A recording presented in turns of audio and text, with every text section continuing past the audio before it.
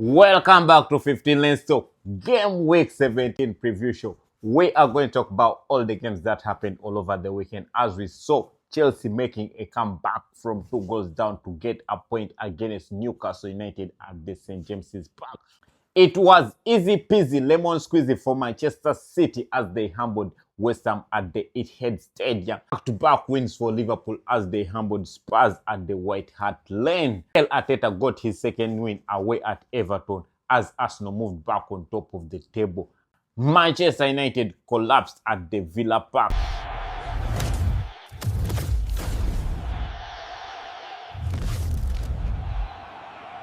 Newcastle versus Chelsea. Newcastle 2, Chelsea 2. Newcastle surrendered a 2-goal lead as Voltamada put them up in 20 minutes. We all know how tough St. James's Park is and Chelsea's record at the St. James's Park. The positive is just Chelsea ended their winning streak at the St. James's Park. Their last 4 meetings, they were in all competition. Chelsea had dropped points at the St. James's Park. But some of the biggest talking points here, we had some VAR controversy in this game, whereby Newcastle were denied a penalty, a challenge of Chalobah on Anton Gordon, and also a red card for Reece James as he was the last man on Harvey Barnes. And remember, Reece James is the one who inspired Chelsea's comeback in this game as he scored that brilliant free kick, and João Pedro helped Chelsea to complete the comeback. Newcastle have lost 13 points from the winning position. And on the other hand, for Chelsea also, we saw Alejandro Garnacho missing a lot of chances for Chelsea. Maybe also in this game, Chelsea had those moments or phases of play where they had to kill off the game. Manchester City versus West Ham. Manchester City 3, West Ham 0.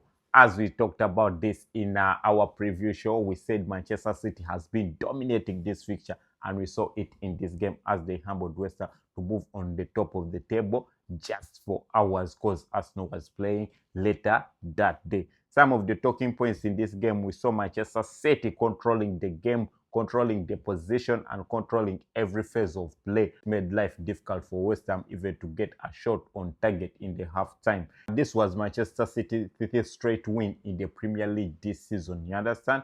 They have been on a run, and we all know that starting from the Leeds run till to date, they have not stopped. They have been smashing teams for fun. And in this game also, we saw Haaland now breaking another Premier League record, the fastest player to score 19, to reach on 19 goals in the quickest time before Christmas. And also now he has scored 25 goals in all competitions. Spurs versus Liverpool. Spurs 1, Liverpool 2. As we mentioned also in our preview show, Liverpool has been dominating this fixture, and it just showed. Liverpool have now got back-to-back wins in the Premier League in a very long time for the first time. Last week they humbled Brighton, and this week they humbled Tottenham Hotspur, which, as we mentioned in our preview show, that this has been a very this is one of the games Liverpool has been dominated for a very long time. Some of the talking points in this game, we saw Isak opening the score in this game, but a few moments later he got injured and left the pitch, and whereby also Florian Wirtz got his first assist in 17 games for Liverpool in the Premier League, as he also opened his account, as he now got the spark and confidence to move forward in the next games to help Liverpool to get where back they belong. Hugo Ekitike, the man for Liverpool, we talk about him every time here. Now he has scored in like 4 consecutive games for Liverpool in this period where Liverpool have been shaking. You understand? He scored that winning goal for Liverpool, and a few moments later, whereby Richarlison came on the pitch and he tried to inspire the comeback for Tottenham Hotspur, which never happened. In this game, we also Spurs getting 2 red cards. The first red card was a nasty challenge from Javi Simons on Van Dijk, and on the other hand, as Spurs were pressing to get an equalizer, Christian Romero also got a red card as he kicked Konate, which made things hard for Spurs. One of the things we have to learn in this game, Liverpool won, but even the 10-men Spurs were creating more chances than Liverpool.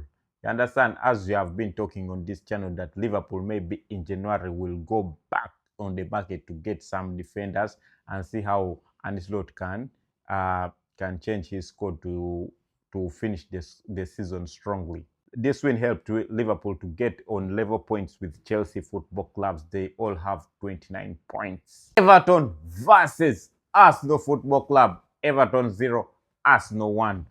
Arsenal humbled Everton to move back on top of the Premier League table as Manchester City played earlier and humbled West Ham. So Arsenal had to win this game so that they can move back on the top of the table. Some of the talking points in this game are: we saw Victor Gyökeres getting back on the score sheet for the first time since November. Then he got an injury, and it was a penalty that helped us though to win this game. And we saw Victor Gyökeres getting some service, and it took Saliba, a defender, to get him that through ball that every Arsenal fan has been calling for. You understand?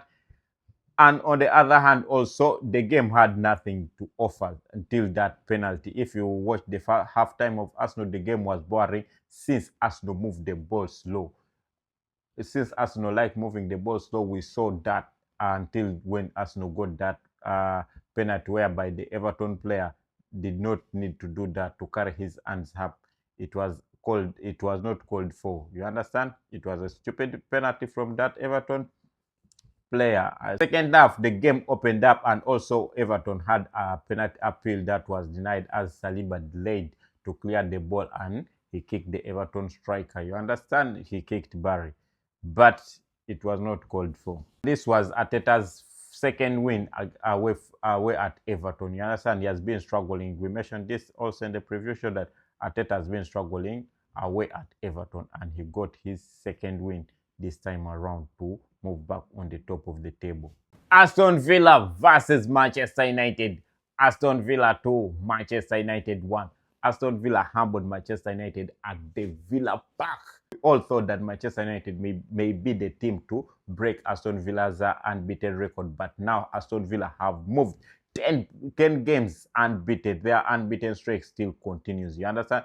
Because in our previous show, we mentioned like Manchester United, their record, their last 4 meetings with Aston Villa, they have been winning. As Manchester United has won 3 and Aston Villa had just won 1. But this is Aston Villa on form, and it proved us all doubters wrong. In this game, Manchester United dominated the game. By the way, there are some phases of play where Manchester United dominated and Aston Villa was not doing anything, but it just needed 2 moments of brilliancy from Morgan Rogers, who scored that first goal for Aston Villa. Then, few moments later, Matthias Cunha equalized for Manchester United, and in the second half, Morgan Rogers again did the same thing to help Aston Villa win this game. Good news in this game for Manchester United: we saw Bruno Fernandes leaving the pitch in halftime with an injury. Maybe it was an hamstring, but we saw him. He was back there with the team. Maybe it's not serious. We shall just wait and see.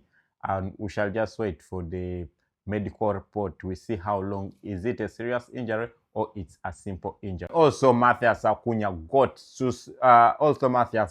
later got a free header to equalize for Manchester United, but he failed. So the game of Manchester United and Aston Villa, it was not that of an action-packed game, but it took only 2 moments of brilliancy for one team to win, and that team was Aston Villa.